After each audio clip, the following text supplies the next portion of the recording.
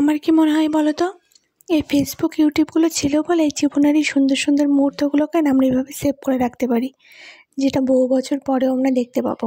তো সেদিন হসপিটাল থেকে বাড়ি আসার সময় আমি ভাবতেই পারিনি আমার জন্য এমন একটা সারপ্রাইজ অপেক্ষা করছে। সি সেকশনের পর নার্সিংহোমের ওই 7টা দিন যেন জেলখানার মতন কেটেছে।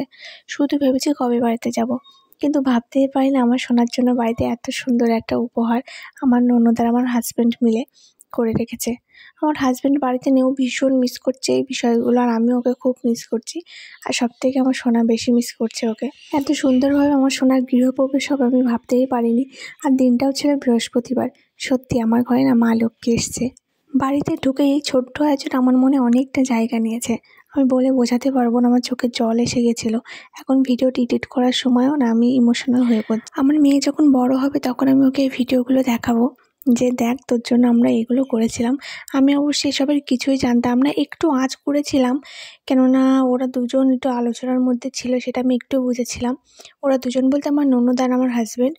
তো একটু বুঝেছিলাম, কিন্তু ওদের বুঝতে দেয়নি। কিন্তু বাড়ি এসে যখন দেখলাম না, মানে ভীষণ ভালো লাগছিল।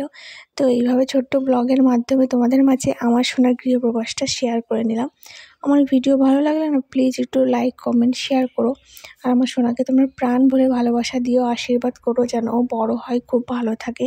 আর মা হিসাবে আমি যেন ওকে সুন্দর একটা জীবন দিতে পারি, সেটাই তোমরা আশীর্বাদ করো।